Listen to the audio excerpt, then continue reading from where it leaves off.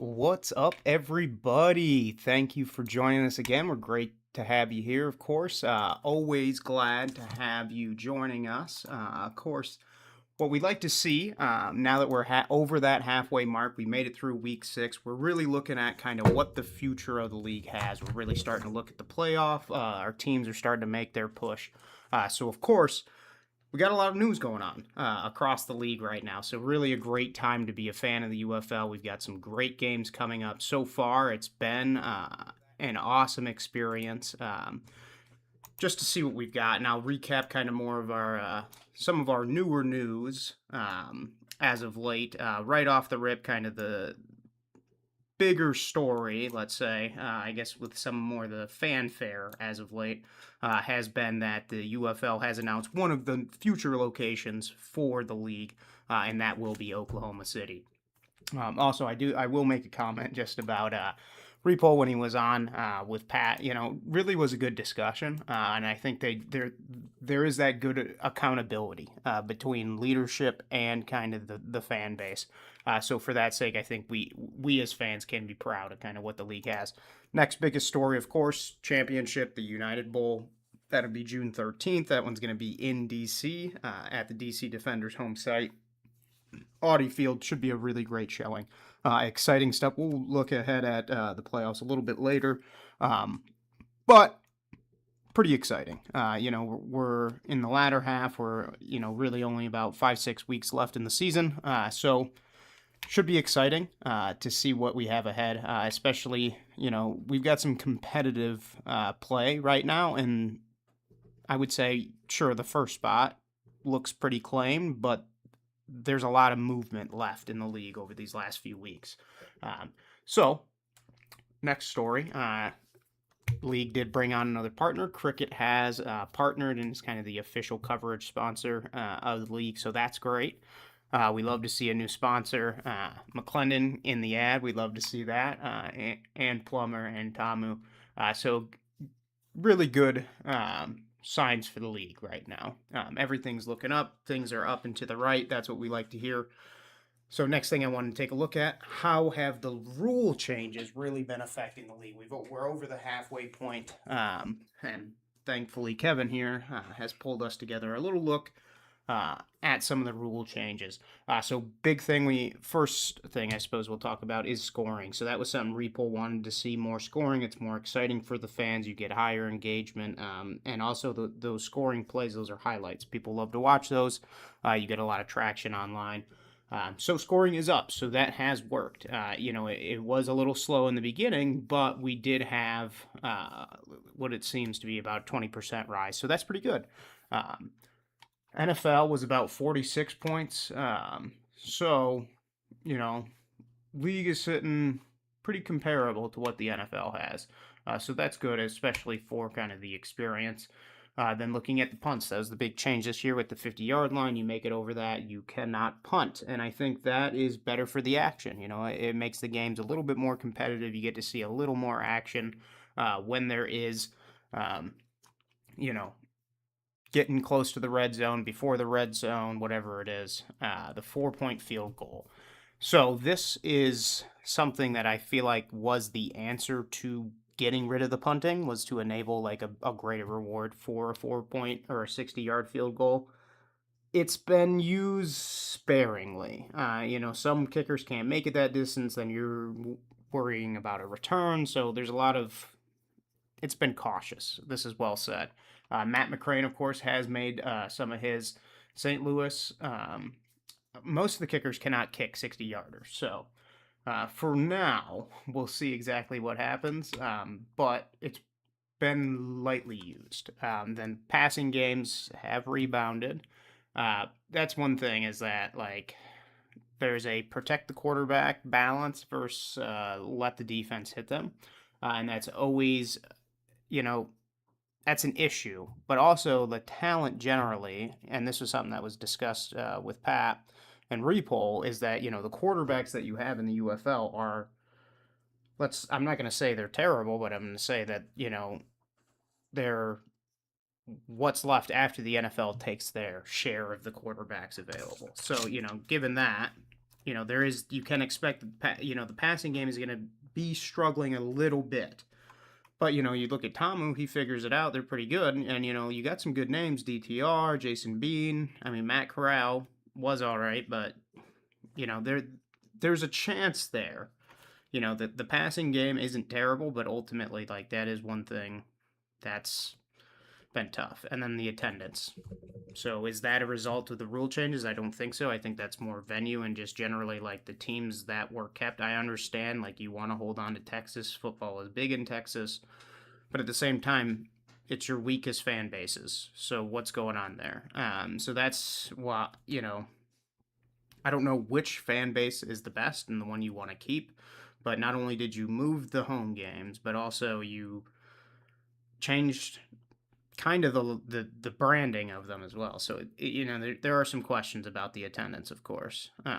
So ultimately, so far rules have been working, I'd say, in the favor of the league. But let's look back at what we had for week 6. So just kind of a quick overview of all of our games. Not sure. I think it's working. It's thinking.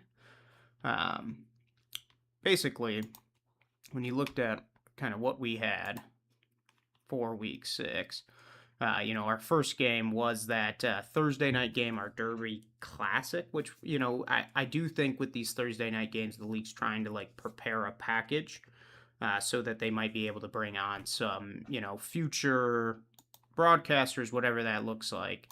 And one day they might. So our first game really was a pretty good one. It was a unfortunate showing for Louisville. Of course, it was kind of like, that was their game, the Derby Classic. Like it was, there was a lot riding on that game, but St. Louis isn't a team to be, they don't mess around. They put points on the board. Quarterback Harrison Frost, he has really kind of stepped into kind of that leadership role with the team. So been relatively impressive. Goes for 22 for 40, 242 passing yards, 2 touchdowns. So pretty good showing. And he's really became, more consistent with that offense. Not going to be starting this week. So we'll see what happens. There might be a little bit of an injury, but also I think you want to at least give the Spring King a shot, see what he's got in the chamber. And then Hakeem Butler, really been doing well this season, 3 for 47. Not his best showing, but still pretty good. Looking at the Kings, Chandler Rogers really has stepped into that leadership role, that number 1 quarterback spot, which was kind of surprising. Looking back at what we thought was going to happen with the Bean trade. Most people thought DeLillo would step in there; he'd be the leader in that quarterback room. But Chandler Rogers has really kind of secured his spot. What a much better performance in week 5 than week 6, but 15 for 32. Not the best. 199 passing yards, but you might just be playing against one of the best defenses in the league. And then you got Tariq Black, 4 receptions, 472 yards.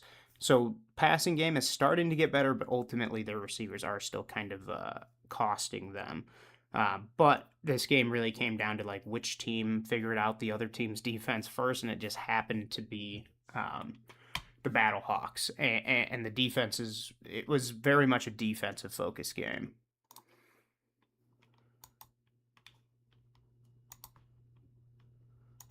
So our next game was a Friday. This was our Friday night football game, and it was a direct rematch of the previous week when the Gamblers had beat the Aviators.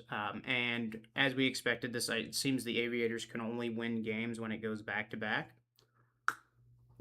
So Gamblers only scored 10 points. Pretty disappointing showing. Thing is, Houston has no quarterback at this point. Like, they had some hope with the people they had, but both of them are injured, so it's just like, what are we even doing at this point? Nolan Henderson injured almost every single week. Talia's getting injured every single week. The offensive line is letting their quarterbacks get killed. McClendon played good, and ultimately, kind of how he does determines how well the team does, and ultimately he's more of a short passing game type of quarterback. So there has been a lot of questions lately, like what is going to happen with the Aviators offense, and they had a good showing this week. Put up 24 points, not terrible. Tay Martin, 6 for 103 receiving yards, really impressive. They did start to get their rushing game was picking up so as their rushing game and Jalen McClendon go, generally that's how the rest of the team goes. And then gamblers, as I said, Nolan Henderson injured, Talia injured. You had your running back throwing or playing quarterback, so you're basically running Wildcat for half the game, which I know you're not practicing. So Houston's really been struggling, but ultimately they still have a shot. If they can clean things up, they might be able to go on a run to the playoffs. But kind of a bad showing out of Houston, and that's kind of just what we came to expect out of the Gamblers. But Columbus, there are some good signs. This is the thing is they're not able to string these weeks together. They're able to get revenge after they lose to a team, but then after they lose and they try to come back, what happens there? And that's kind of where I think not the best showing. So what can you say? But we'll see how things go in week 7, because if they can get a few more wins, they might be in the playoff discussions. But as the seasons went, not looking great for either of these teams. And the Gamblers, you really cannot do good when your quarterbacks all get injured. So then your third string quarterback is Jontre Kirkland. You only play 45 seconds, so not the biggest problem, but ultimately, like, this inconsistency at quarterback is why your offense is struggling so much, and it's why you're losing games. So you either need to pick a quarterback that's healthy and ride with them for the whole game and let the other quarterbacks recover, but as it stands right now, you can't just let them both get injured all the time. Then our game on Saturday was the Defenders versus the Renegades. I really thought this was going to be the game of the week. It did not turn out to be so. The Renegades, tough right now. They're mid-collapse, unfortunately. And if you're Coach Neuheisel, if you're Austin Reed, you got to be looking in that locker room and asking, where did the issues go wrong? And I wonder if it's just there's been no mid-season adjustment. All the other teams have studied their film. They know what to expect, whereas they are not. They don't know how to change and improve themselves, or maybe they're not able to. But as it stands right now, the Renegades, I think, their season might be over. But things could turn around in week 7. I suppose we'll have to see how things go. But kind of looking over the game, the Renegades really, there wasn't much going on there. Reed looked good. I mean, 22 for 41's not great, but 258 yards ain't bad. And then 1 touchdown, which you'd like to see more. And 1 interception is also not great. So, a lot of questions there. Like, has their offensive scheme been figured out? Because that's what I think it is. And they're just not drawing up more innovative plays, or it's something's going wrong with that offense, and it's really looking sluggish, I would say. Deontay Burdett, though, 4 for 82, that's not bad. Average about 20 a yard, or reception, not bad at all. Tamu, though, looking good. 20 for 28, 227, 3 tuds, 1 interception. That's been kind of a season-long thing, him cleaning up his passing. But as it stands right now, you can't have too many complaints out of that performance. Cornell Powell, 3 receptions for 44 and a tud. That relationship's been there since last year, and, it's really kind of a safety blanket at this point.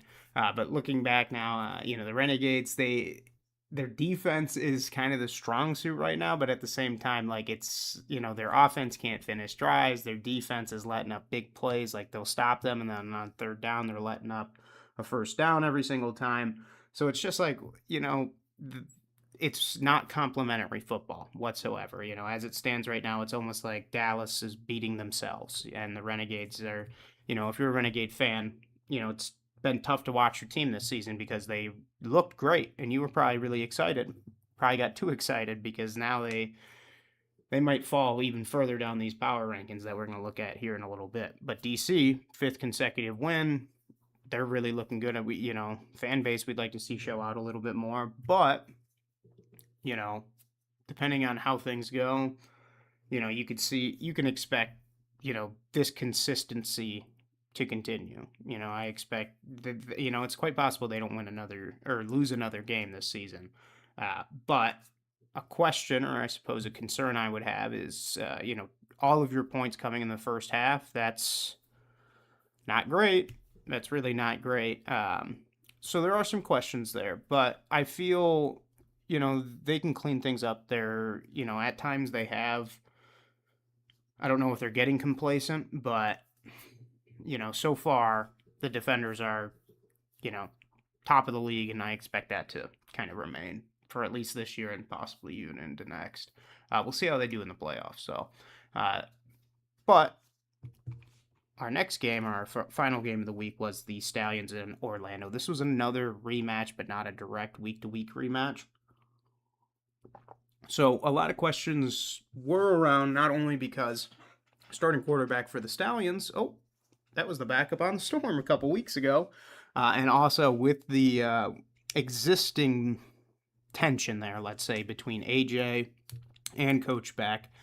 This matchup has a story every single time it happens, and with it being a little bit of a rematch, and there was a loss, and then the trade, there was a little bit of extra juice to this. And DTR, I think, showed out, and I think there's a lot to look forward to. The offense looked competent under him, as well as like the rest of the team seemed like they kind of surrounded him and kind of rallied behind him as their leader kind of moving forward. So I think there's a lot to be excited about if you're a Stallion fan right now, especially if you're Coach McCarron, because you did kind of go out, did make a trade, and now, if you got your guy and you're looking competitive. Right now you're thinking we can make a playoff push, extend our season, maybe even make it to the championship, get back to that championship standard Birmingham's been known for. Then you look at the Storm. Offense isn't looking terrible, but it's just like they're either not finishing drives or their defense isn't holding them when they should. It's just not complimentary. Plummer's been doing very well, though, and I think he's making a strong case for himself for the MVP. A lot of the offense has been riding on his performance, and I would argue, is one of the more consistent quarterbacks in the league so far this year. 2 tuds, 324 yards. That's a good performance. Really good performance. KJ Hamler, 8 for 113 and a tud. That's a good relationship. The passing game is very good for the Storm. The rushing game is where they really are weak, so they're getting some big plays, some consistent passing drives, but then when they try to mix in some play action or any sort of rushing, it's just really not working for them. Then when we look at Orlando, they did, this was a close game, and there was many chances that Orlando could have won this game, but it was really some self-inflicted issues. We had some fumbles, really not great performance, I would say, especially like in the most crucial moments. And I think that's something Coach Beck will really want to improve, especially moving forward. But as it stands right now, that's 2 losses back to back. So, I wouldn't be surprised if that locker room is feeling discouraged, let's say. But when you're down to the last minutes, and you go for a punt, and that's where I think there was really an issue there. You should have trusted in your offense to go out, extend that drive. And when you don't, Birmingham goes out and they get a couple, more yards, and then the game's over.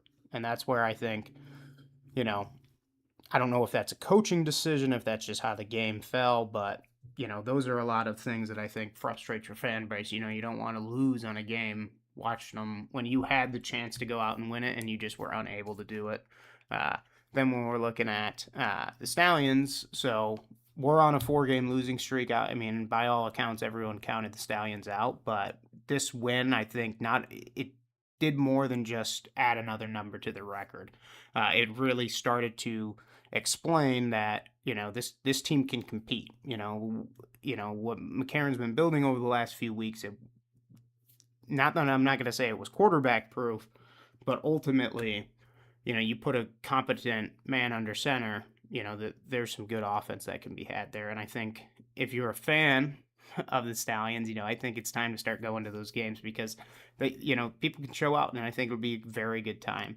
But Storm really, I'm not, it was a well-even game, but the issue there that I think really was the most alarming to me is that, you got DTR out here making all these special plays, and that's what extending your drive. So I think you need more consistency. How you bring that in, I don't know exactly how you do that.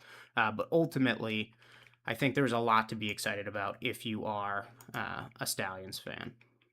So looking back on it, let's see if we can actually get into the box score. Probably can't. Uh, when we look, Harrison Frost, honestly, I thought decent performance, 79 QBR, not great. So looking back at our rushing, the rushing attack for the Kings is basically non-existent. Their offensive line, I think they just, I don't know what their issue is, but that offensive line is alarming.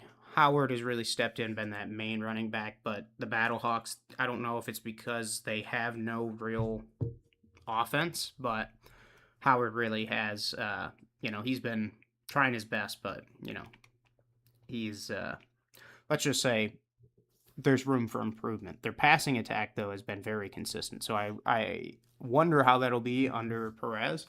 But then when you look at the Kings, 72 yards out of Black.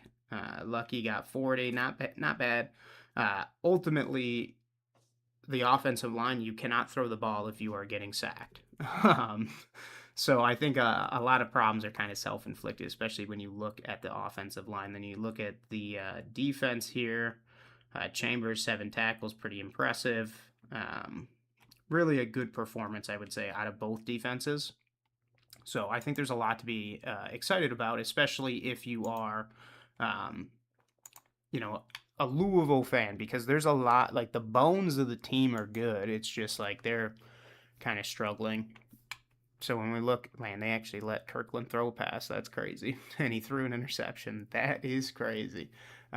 Talia, honestly, I think you just ride with Talia. If Henderson's going to be injured, I think you ride with Talia each game and then just go game by game. McClendon, QBR 109, one of his better performances this season. So 187 yards, 1 tud. The Aviators, if they can win out the rest of the season, don't be surprised if they punch their ticket to the playoffs. Will that happen? That's another question. It probably won't, but, there's a chance there. And then looking at our receiving, Hall, been pretty consistent, but ultimately the quarterback changeover, those relationships with the receivers change, and it's just no consistency for the Gamblers offense, like at all. Then receiving, Martin really has kind of stepped into that number 1 role on the Aviators, so that's exciting for them. And then looking at our defense, there is some hope for Houston's defense, but so far it's really been not great. When we look at time of possession, I'm amazed the game was as close as it was. And that's kind of more a sign that the Aviators, they play sloppy football. They're turning it over, and, they'll control the game. Basically, 2/3 of the game, Aviators had the ball, and it wasn't too good. And they didn't even have any turnovers, which was most surprising. Overall, though, there's a lot of improvement that can happen for both of these teams. And, I'm not going to lie, it's not one of the better games that you want to watch. But it was still, an exciting game. And maybe that's because the teams were so equally matched. This game, I think this is really where, if you're a Dallas fan, you're alarmed. 27 minutes to 32. You basically possessed the ball the same amount. You had more yards, but no points. Can't finish drives. What is going on with the Renegades? That's an offensive issue. I don't know if it's scheme, what it is, but you got the ball, you got the yards, you just ain't got the points. So maybe you're not kicking. Is it a kicker issue? Are you not taking field goals when you should? Because there's no reason you should only put up 6 points when you're getting almost 300 yards a game. Then looking at our rushing, as I said, there's basically no rushing game for the Renegades. Then when you look at the defenders, this is where I think it's really a testament to the Renegades defense, because Jackson, he can put up 100 yards. Didn't, but, there is, I think, something to be optimistic about with the with how the defense was playing for the Renegades. When you look at receiving, they really got the ball moving around. They were throwing the ball all over the place, but couldn't finish a drive when they, it didn't count, basically. They couldn't finish anything, couldn't get any extra points. It was really questionable their receiving game. Then looking at DC, very consistent. Really, most people are around right in the 40s, and that's kind of what you'd expect with the defenders about this time. Looking at the defensive game, I would say, it was a heavy defensive matchup, but ultimately I feel the defenders, their defense was just, it came down to whose defense was better in the red zone, and that really was when the defenders, kind of made their mark and, showed just how effective, let's say, that they were as a team. And I think there's a lot to be optimistic about. You're sitting as a DC fan, you're number one in the league. And overall, it was really a good week. DTR, and this is kind of where I think if you're a Birmingham fan, DTR has kind of saved your season. You got a competent quarterback play. So I think there's a lot to be optimistic about, especially if you are in Birmingham. Where I think Louisville has some hope is that defense. Cam Gill, where I think they might have had a better chance. You could have traded. That's the thing, is it a quarterback issue in Louisville? I don't even know. It's kind of tough. But let's look ahead at our stat leaders, compliments of XFL analyst. Mike, great job on these. So passing yards, Reed still in the lead with 1,300. He probably, depending on how this week goes, he's going to either lose that title to Jack or not. If they do well, expect him to still be leading the league as he should be. But Plummer, as I said, is really putting together a good case for MVP. 1320s, 40 yards behind Reed. And there's been no buzz around Plummer this season. So watch him really start to climb. Tamu, expect that number to grow as the offense does well. McClendon, this is where I think people are kind of shocked. McClendon, you look at these first three, and those are some of the better teams, better offenses, or maybe not the Renegades, but looking at the season as a whole, pretty much the better offenses across the league. And now you got McClendon up there, and prolific offense when it's working, but not always is it working. Then looking at her passing touchdowns, Reed, of course, with all those yards, that's where I think Plummer, there's going to be some questions and ultimately might hurt his candidacy. Why has he not been able to finish those drives? Why can he not get those passing tuds? And that's where Tamu, I think, has really been effective, is he gets points, puts points on the boards. They get the ball, and they make some use out of it. Then looking at our rushing yards, Jarvion's kind of leading the league right now. And the issue there is it's not been consistent. And maybe that's a testament to the defenses they've been playing. But as it stands right now, if you are a St. Louis fan, you got to have questions about, where's your offense headed. Then Corbin, I think one of the stronger suits of that Storm offense. Didn't really show up the last few weeks, but look ahead to see him and Plummer can really make that offense effective and be, something a team doesn't want to run into in the playoffs. Deion Jackson, that number is going to grow. I'd say those top three, and even Lovett, really, really looking good so far this year. And Lovett's really kind of stepped on recently as that leading back in the Aviators. Then Tuds, Deion Jackson, that's DC Defender football. They get points, they put them on the board. Zaquandre White, pretty good lately. He's been kind of more of a goal line type of receiver. And then Ian Wheeler, third spot basically all in one game. So not too much scoring. That's kind of more a sign of the offensive lines, is that the rushing games have really kind of been struggling. Looking at the receiving yards, Tyler Vaughn's, that's been that main connection with Reed. It's really kind of stagnated the last few weeks as the offense has. So maybe there's something wrong with that relationship. I'm not sure.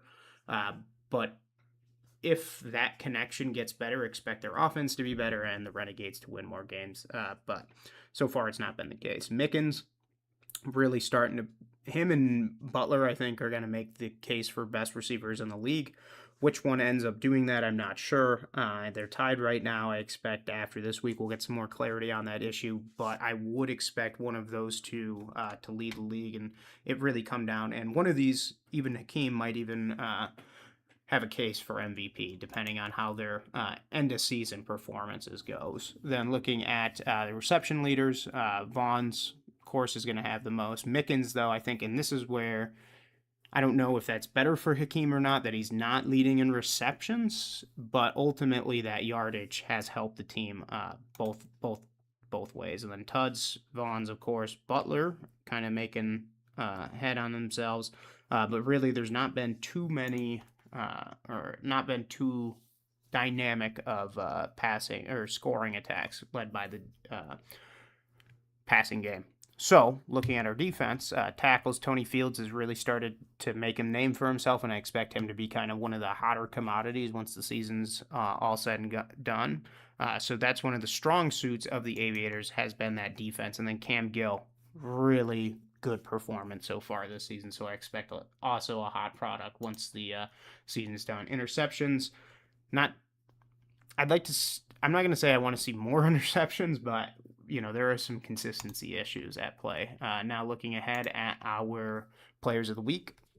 Special team player of the week, Ryan Sanborn, 6 punts, 39-yard average. So, one, you don't want to see your offense needing 6 punts, but it is good to know that your guy has got your back if you need to go out there and give your defense, hopefully, an assistance. Then looking at our offensive player of the week, and this is, I believe, our first Stallion player of the week, at least on offense.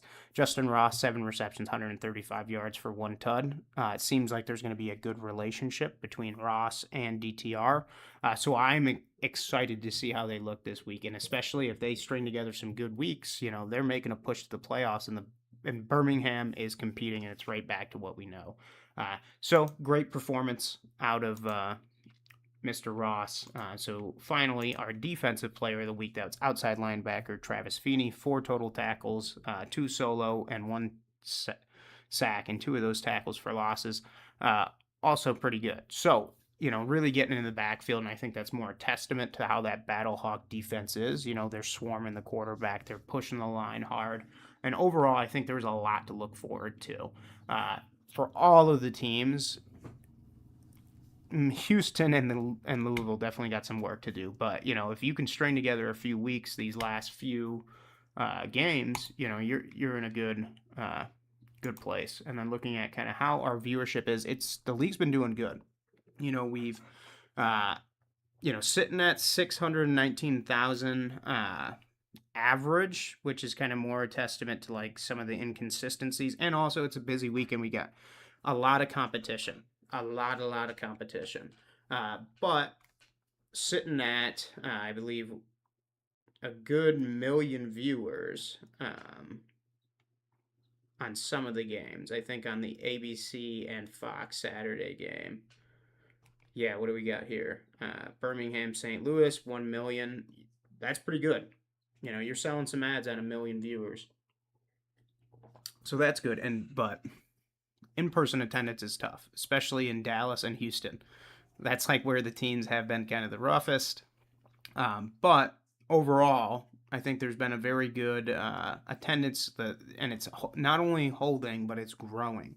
So, 3% isn't great, but, it's a step in the right direction. So you look at this, not only was the Stallions and Storm game getting 1 million, but we also had the Defenders versus the Renegades also getting about 1.05 million. So really good viewership numbers, especially out of the ESPN side. Even Fox was doing pretty well too. So I think like a lot, especially if you're looking at these numbers behind the scene, a lot to be optimistic about. However, where I think there are some causes for concern is that I think our attendance numbers have been pretty much falling consistently. But I think what's ahead for them, I'm not certain, but I think we've started to find our like floor when it comes to attendance. So I think the Aviators, you can expect about 8,000 fans every week, sometimes more, sometimes less. They've been performing pretty bad. That's where like if they start to win, they will be 14,000 fans. But they just have really struggled to string together some wins. Looking at the Defenders, I think 7,000 is your baseline there as well. So a little bit less than the Aviators. And the defenders have been doing good. So I'm not sure why the performance has been the way it has. Maybe it's a result of competition. I'm not too sure. But ultimately, the fan base was really around DC. I don't know if it's because now they know they're getting their NFL team back, but ultimately you want to see that number grow. And I think your baseline for Louisville is starting to be about 10,000. It has kind of continued to drop, but this is another team that's really struggled this year. So you're asking these people to come out, watch these games, and the teams are really, really struggling. So you hope for better, but we'll see how things go in week 7 and 8. Then Orlando Storm, that's your baseline. I think between that 8,000 and 9,000 number, kind of sitting at 9,000, I think is kind of more expected. And what I think is unfortunate is that you have the last 2 weeks that they've lost, you're getting these fans out, and yet they're still coming back. So I guess that's a good sign. For the Battlehawks, they I want to say their numbers will go up, but as it stands, they're sitting about 20K, I'd say, is their baseline. But now, let's turn into some power rankings and see how things are matching up after week 6. So we got our official power rankings here. No surprise, DC going to be leading the way. St. Louis in that number 2 spot. I think that's deserved. That was a good performance last week. Storm still in the number 3. I think they should probably be a little bit less, but you know, they looked good in the beginning of the season. Last 2 weeks have been bad. Maybe it's been some fluke weeks, but Renegades at 3-3. I don't know how you can have them in the top 4 right now. That team is completely collapsing. Stallions down in the 5 spot. I think that's very justified. Louisville in the 6. I think that's justified as well. Aviators in the 7, and then Gamblers in the 8. I think the bottom 3 is justified completely. You might have some movement between the Aviators and Kings. The Aviators have looked a little more competent, though more inconsistent. And then the Stallions, I think they have a good case to be in the top 4, maybe even the top 3 as it stands right now. But the Renegades, a lot of concern there. So now we'll look at RJ's. So this is our Fox Power Rankings.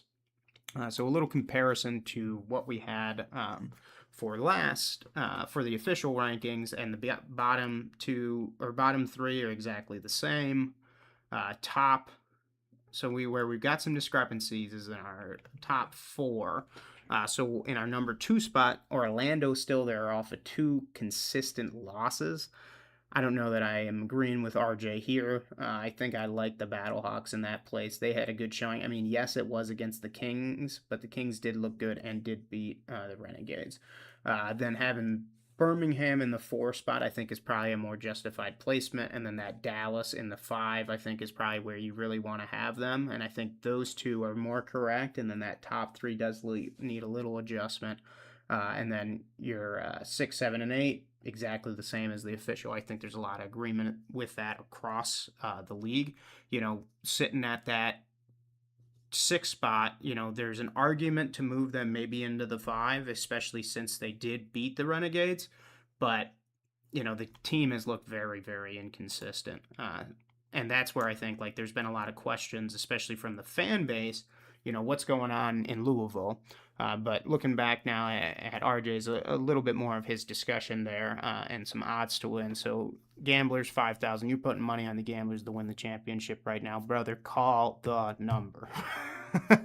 Because it's not looking good for the Gamblers. They were ranked 7. They did have a decent showing when they did beat the Aviators, especially because they were riding high off of their win over the Renegades. But Gamblers, it comes down to quarterback. If you don't have consistency under center, the whole team's going to struggle, and that's exactly how it's been. Their defense looking good, but not so much. Then, of course, we got the Aviators in the 7 spot, which is where most people are going to have them. 3,500. I mean, there's an argument to be made that the Aviators could make a push. They don't often, but what we could see is, if they clean things up, they can get maybe a playoff push, but I think it's not too much is expected there. Then the Kings, they're kind of moving down. It was a bad showing, especially with the Derby Classic. When it's a tailored event for yourself, you've really got to have, more performance there. And that's something that I think they really kind of missed the ball on. Renegades, they were ranked 4. They're going to continue to fall down all these lists. Officials had them at the official rankings had them at a 4. Maybe they clean things up, but right now, if you're betting on the Renegades at plus 700, I hope you don't need that money because it's very possible they continue to collapse. But they could turn things around. They're sitting at 3-3. The season's still within reach. You can get the postseason, but there's a lot that's got to be cleaned up. Stallions at the 4 spot. I like this ranking. It's better than having them in the 5. And I think putting some money on plus 900. I like AJ's chances when it comes to the playoffs, regardless of what they are. So with DTR under center for them, I think there's a lot to be excited about, and I personally am excited to see kind of where the team heads. Then number 3 spot, having the Battlehawks. This is where I think RJ is a little wrong. I think the Battlehawks could be higher. That defense alone, while there is inconsistency at quarterback, it's enough to get them through these games, and their defense is really keeping them in the game. I don't know. I put money on them to win the title, but ultimately, they got a good case for the playoffs. Storm, I don't like them to win the title either, but having them in the 2 spot I think is a little too high. Maybe they've had some fluke weeks, but so far it's not been too good. Then looking at the defenders, if you're smart, you're putting your money on the defenders. They've looked good. And we'll look at my power ranking. So a little recap of how we had ours. So there are more tiers, not exactly power rankings, but there is kind of a ranking with the order there. So week 2, leading the league, we had the Renegades being supreme. Storm almost great. DC was balling, off that week 1 loss. There were some questions. Week 4, we started to get more clarity. DC taking the lead, being supreme across, most of the games we had seen through those first 4 weeks. Storm sitting almost great. I think there was some consistency there. The Renegades were balling. They did have their first loss, but I think there was still a lot to be excited there. But things have changed. So for week 6, I don't think any teams are almost great right off the rip. But we'll kind of go through them. So I think the teams that are down bad, I think it's been consistent across all these lists. We've got Houston and the Aviators. There's a lot of questions there. What's going to happen? I think the biggest concern I have with Houston is your quarterback. You've got 2 injured quarterbacks. You need consistency under center. I don't know if you need to bring in a 3rd quarterback or if you need to ride with whoever's healthy. I don't know what your decision making is there, but ultimately, until you get consistency under center, expect your offense to struggle. And if your offense struggles, expect your defense to struggle because they're constantly on the field. And they still have a chance this season, but as it stands right now, there's just no competency under center, and it's just really, really alarming, especially when you look at the rest of the league, because they at least know who their quarterback is, and that's something that every single week is a question with Houston, and I don't understand how you can expect to even win any games. For the Aviators, they got a good team. It's just sloppy, and it's really not synchronous. Their receivers aren't catching the ball. Their defense is letting up big plays. They're giving up penalties, and it's just really not complimentary football. So I think if they could clean some things up, they might be able to make a push. But as it stands right now and how their games have been going, there's a lot of questions there. So I do wonder, what's ahead for this team. There are a lot of questions, I would say. And, as it stands right now, who's going to really step up and become the leader on the team?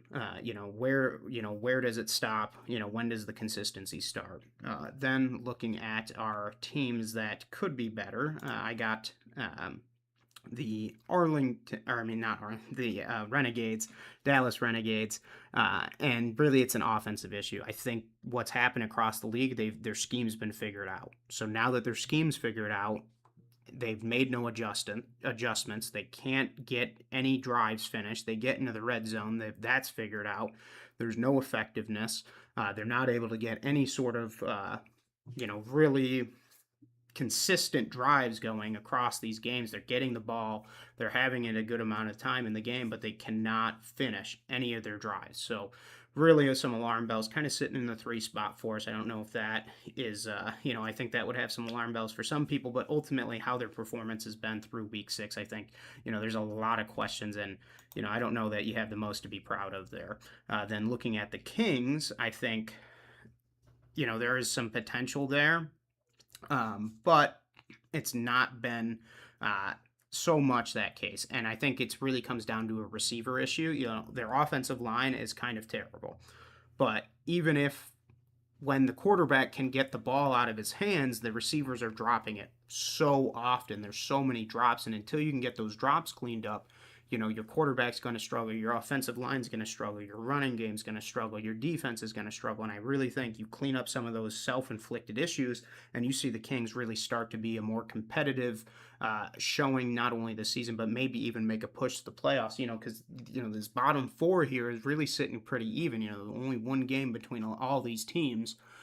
Then our teams that are balling, and these are the teams that I think really most likely to get into the playoffs. I'd say a little early prediction there. But as the season goes, if these teams don't clean up some of their prolonged issues, expect there to be kind of some bad spots. So, kind of in our four spot, we've got the Storm. I think their defense really needs to not only, their defense has been good and their offense has been good, but like there's not complimentary football being played. Like Plummer's doing very well. He's having his MVP season, but for some reason they're not winning games. And I don't know if it's because the defense is letting up drives or because when they're getting into the red zone they can't finish their drives, but ultimately, there's a lot riding on the quarterback and he's doing very well, but the rest of the team has kind of been, let's say, lackluster. Then looking at Birmingham, I think their offensive line is their primary issue. They clean that up. DTR is going to take less hits. He's going to have more time to throw. Their running game can start to pick up because they have an amazing receiver room. But where they really are struggling is that DTR doesn't have time to throw, or when he's going to throw, he's running out. And then what's happening there? Oh, well, now he's throwing, he's got interception, or we've got incompletions. So I think that offensive line, you fix that, or you get a little bit better performance there, you get a more consistent offensive attack, and maybe even some more wins. Defense could clean up a little bit, but their defense has, been a little bit better, but ultimately, like, their defense has not been playing, it's almost like four people are playing defense and the rest aren't. So we'll see exactly what happens in week 7, because I think right now you're going to start to see a new Stallions team. But as it's been, that O-line is really holding them back. Then looking at our Battlehawks, I think it's a quarterback issue. You had Frost, and Frost isn't playing or starting this week. We're going to have Perez. So I think, it's been kind of a carousel at quarterback for the Battlehawks, and I think that's held them back a little bit because, you got 6 weeks. That's 6 weeks to build a relationship with your receivers, know which ones are going to be there in the biggest moments. And as it stands right now, you got Perez starting. Perez hasn't played with any of these receivers in a game because he was a renegade. So now what's going to happen tonight? I expect, over these last 2 weeks, he's became more familiar. But I think there is what do you do with the quarterback position? Because you can't go deep in the playoffs. You cannot win the United Bowl with a rotating quarterback every week. You need that relationship to develop so that offense can develop. And that way you can really start to see, a more consistent attack, but also a more prolific team moving into the most critical weeks of the season, which are these last weeks before the playoffs. And then looking at our almost great no team, I expect one of these to rise. Depending on the showing out of these 3 teams, we'll probably get one of them in the almost great and really in that true 2 spot. But as it stands right now, I'm not comfortable putting them there. And then we got our team rating supreme, the Defenders. On all these lists, they've been the number 1. I expect they continue, and I think they're a favorite to win they are the favorite to win the championship, and I really expect them to might have a cakewalk the rest of the season, depending how it is. But given how this last week went, I wanted to give us some overreactions. So I think our first overreaction maybe is that Birmingham is going to make the playoffs, and I do not think this is an overreaction.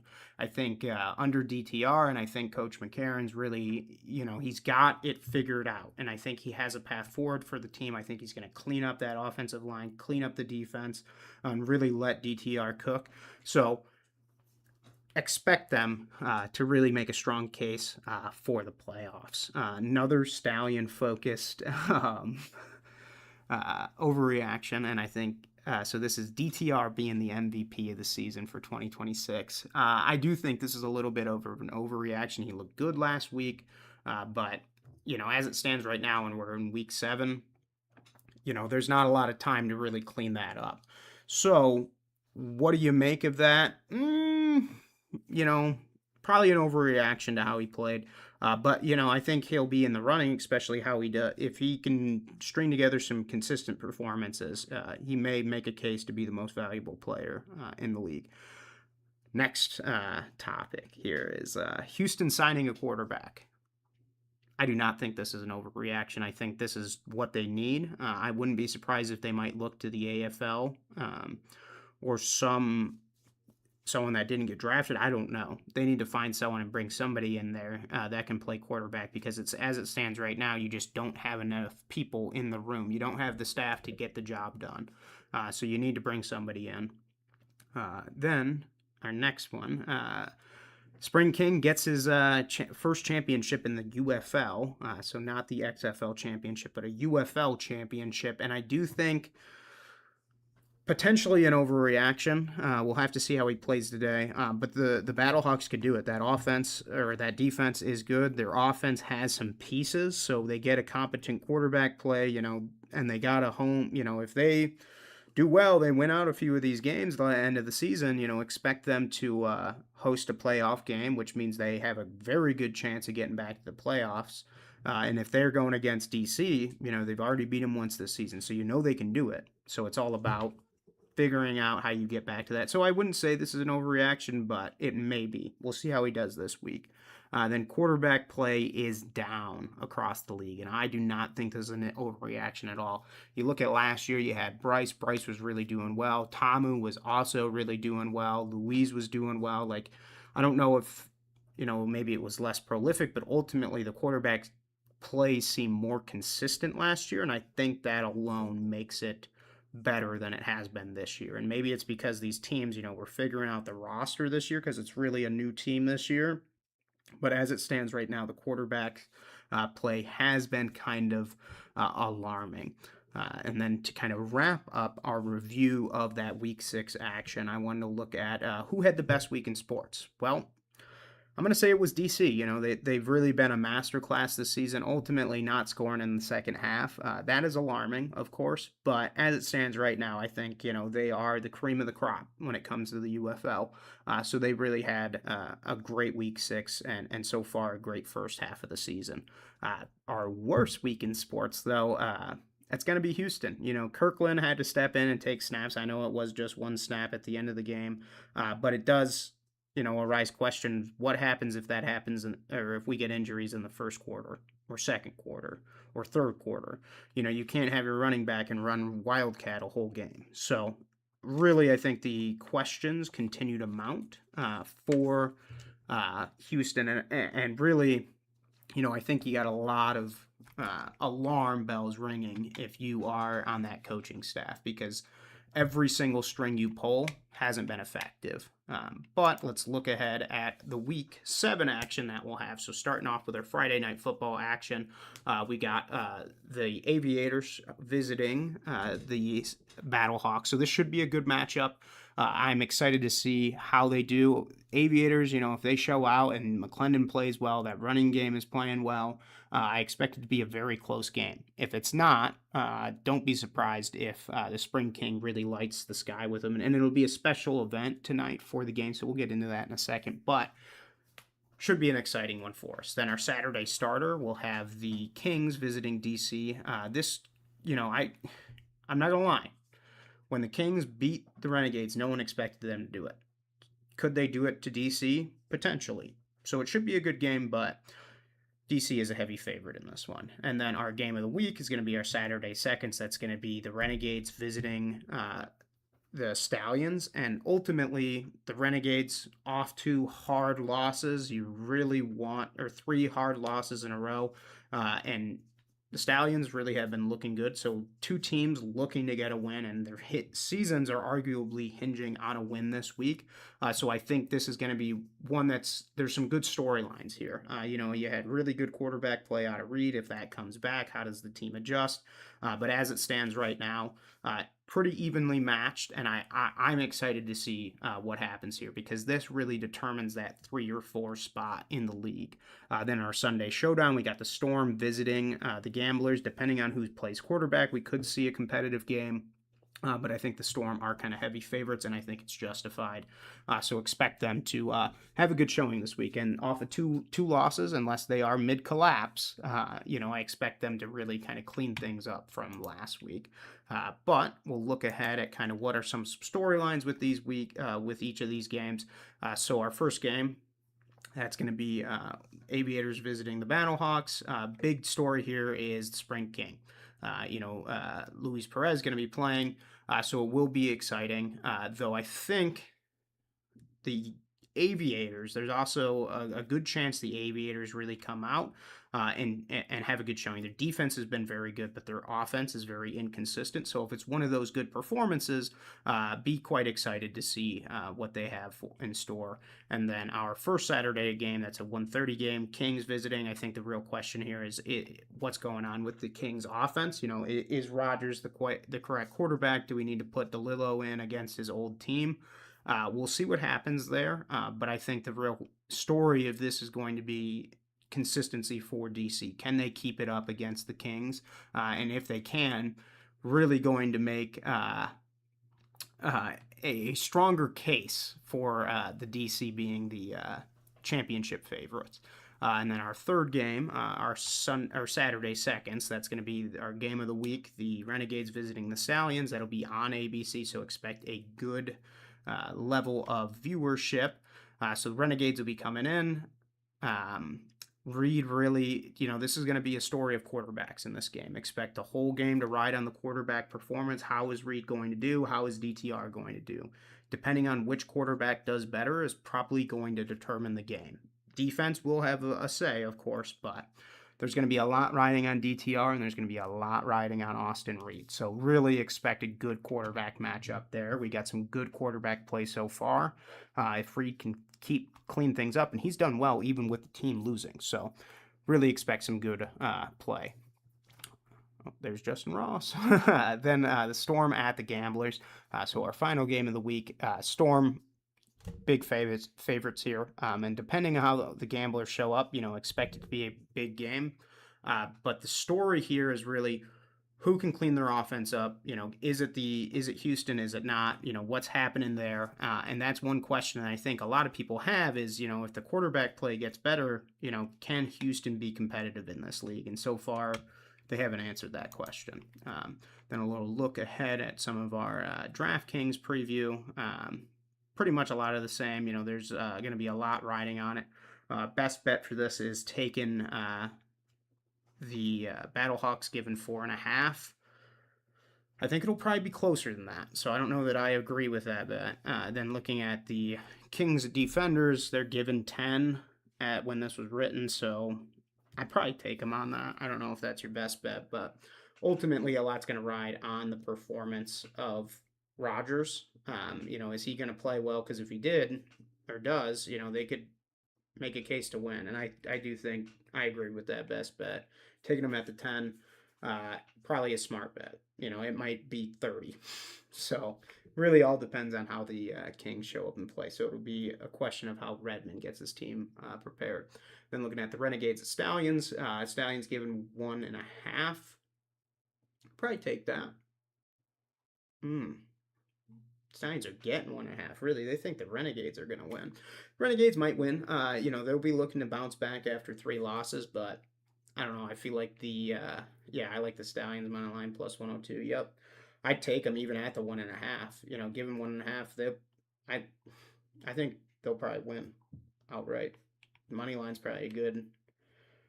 That best bet's good. Then Storm at the Gamblers. Gamblers are getting 3.5. I think the line is going to be way larger than that. I like that Storm at 3.5 because it'll probably be way, way larger. But like they say here, all comes down to the quarterback situation. That's really what it's all about. When you do not have consistency in quarterback, your offense has no, there's nothing you can do. So expect Orlando to rack up a bunch of sacks. And that's really what I'd expect. But one thing I did want to speak to with our Friday night football game and something Repoll did, this is what I don't, and I agree with Repoll completely here. So we're going to look at some, and I don't call it criticism of the fan base, but at the same time, like what is going on in St. Louis? They're sitting in second place pretty much. They won the last three out of the last four. They got literally the best atmosphere in spring football. Friday night football. It's a night game at the Battle Dome. There's a giveaway. Coach, you gotta love a bobblehead. Then they'll also be recognizing the greatest show on turf that won the Super Bowl for the Rams. And then they've only sold 18,000 tickets. Crazy to me. That's where I am really, really surprised, because especially with the Battle Dome, it's such a large venue that the tickets are way cheaper, and it's only $15 for one of the best nights in spring football. If I'm in St. Louis, I'm there. So I do have some alarm bells for St. Louis, but the greatest show on turf alone, that appearance, I think, makes the game worth it. Especially $15. See all the greats. You're gonna have Kurt Warner in on site. Ricky Pohl is gonna be there. It's gonna be a really, really great show. We got Dick Vermeil, Marshall Falk, Mike Martz, Mike Jones, Adam Timmerman, Tom Newton, Andy McCullen, Ricky Pohl, Jeff Zagonia. Everybody's going to be in there. So it's really should be a great time, and a good matchup, especially with the Aviators. Like if they can put some things together, I think it'll be a good show. So it's unfortunate, attendance has been lacking, but we'll see how things turn out. It was a few days ago we had that tweet. So hopefully, it should be a great Friday night football game. But now I want to turn and look ahead. So compliments to Zom Fox. He's been doing a good job calling some of the games. And we do have our first kind of playoff berth scenario, and that's week 7, so a little later than what we had last year, but ultimately exciting. So DC can clinch this year, and we do not really have the conference structure, so I think that's why we've had such a late clinching scenario. But week 7, DC, if they get the win, which could happen, and then if Columbus loses, they're in the playoffs guaranteed. So really is going to, DC does kind of control their own destiny here. If they can get that win, because that's, even if they don't get the win next week, they're pretty much almost guaranteed, especially how the week shakes out. They might even get a clinching scenario depending on some other losses. But Columbus losing could happen. So they'll know before their game if they can clinch. So just think about the motivation going into this week. So let's just say I like the bets favoring them. And then kind of looking ahead, AMT Gridiron pulled together his predictions for the playoffs, and I think there is some agreement here. I do have, so the Defenders, Storm, Battlehawks, I like, and I think that's something you can expect for this year. But the Renegades, I don't agree with that. I think the Stallions should be there, and I think more than likely, especially after this week, how it goes, depending on who wins, really will determine who's in that 4 spot. Because if the Stallions can get a win here, I think the Stallions, are going to deserve that 4 spot, and more than likely you'll be able to preserve it throughout the rest of the season. So don't be surprised if this game between the Renegades and Stallions really determines who's in that 4 spot for the playoffs moving forward. So should be exciting. For those that are going to attend the game, I'm going to be there. So hopefully you can run into me. We can discuss some of the UFL action this year at the United Bowl. But we'll finish up as we normally do, a little look back or a look ahead at some of the lines, some of the predictions.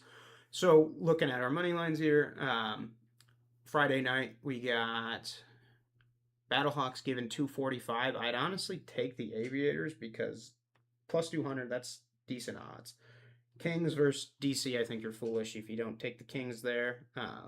You're not going to win, but or you're not going to get anything, but then our second Saturday game, that Dallas versus the Stallions.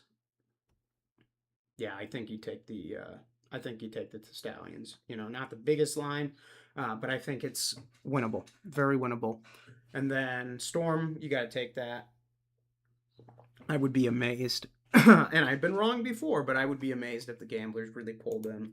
And then kind of looking at uh, our spread, Aviators are getting 5.5, which honestly I'd probably take the Aviators. It'd probably be closer than 5.5. Kings are now lines up to 10.5. Probably still take the Defenders at 10.5. Then Renegades given 1.5 to the Stallions. I'm still taking the Stallions at 1.5. And then the Storm given 3.5. I like that 3.5. It's probably gonna be larger. And then looking at our totals, our Sunday skirmish will have a 44 is the line. I think it's probably over. No, it's probably under 44. I take the under for our Sunday game. Then our second Saturday matchup, we're sitting at 46.5. I probably take the over here because I think it's going to be a well matched offenses and defenses. So I think expect them to be putting up points. And then 47 is the line for the Kings versus the Defenders. You got to take the over here. More than the Defenders can put up 47 points on their own. So, and then for tonight's game, our Friday night football game, it's going to be 44. I think you probably should take the over there. And then we'll look at some of our props if we can. TD score best odds are sitting at Jarvion. He'll probably get one. He's sitting at 105. I take that bet. Hakeem at plus 115. I'd take that bet. Zaquandre at plus 150. I'd take that bet. The rest of them, you should not. Looking at our passing, what's our line for Perez? Is 275. I think you take the under there. McClendon is 250. You probably take the under there. Who we got receiving? Tay Martin and Hakeem both at 100. I take Hakeem the over, and I take the under on Martin. Rushing, love it, over 80. Jarvion over 80. I'm taking the under on Jarvion, over on Lovett. Then let's look at our first game on Saturday. Best odds for our Tud is Dion at minus 220. I'm probably taking Dion there. Ty Scott plus 135 for a Tud. I'd probably take that. Ian Wheeler plus 165. I'd probably take that. That's about it. Then let's look at our passing. What's the line? We got Chandler Rogers at 250 and Tamu at 250. I'm taking the under on both of them. I think it'll be a rushing a game, big time. Tariq Black over 75 receiving, probably taking the under there. Cornell Powell, 100 yards. I'm taking the under there as well. I don't know that I like Cornell for 100. Dion 80 plus. I think that can be expected. I'd probably take the over on Dion for 80. That's a good line for him. Then our final one, and then we'll wrap up for the week, is our Dallas versus the Stallions. And we got Vaughns with our best odds at minus 140. I'd probably take Vaughns and then we got Snoop at minus 120 and then Mickens at plus 115. I'd probably take all three of those if I could. And I'd even take DTR at plus 135 as well. But kind of harder to say who will score those. Vaughns, though, I expect him to get a tud. Passing yardage, we got 275 for Reed. I think I like that, and I take the over on Reed. I think they'll do a good performance. 300 for DTR. I think you take the under there. That's way too high. Receiving, Vaughns for 100. I think you take the under there. Ross for 100. Take the under. Then you look at our rushing, Snoop for 80, probably take the under there, and Day for 80 as well. I'm taking the under on that. Those lines are high. So I'm not exactly sure why DK's got him that high, but whatever. And then our final game, the Storm versus the Gamblers, and this is where I think you can expect to see some numbers really kind of balloon. But for our TUD scores, Corbin's got minus 160 with the best odds. I don't know that I like that. Roland with plus 110. I'd probably take Roland. More than likely he'll toss for one. Badger plus 180, probably take that as well. I expect the Storm to really come back swinging this week. Houston Gamblers defense plus 425 for a tud. You might just have to throw a fiver on it just for the chance. Pass yards, Plummer's sitting at 275. We don't even know who's going to be the quarterback, so they don't even have the Gamblers. But Plummer at 275, I think you take that. Roland 100, take the under. Hamler 100, take the under. Justin Hall 75, I think you take the under because we have no idea who's even going to be throwing him the ball. Jalen White 80 yards rushing.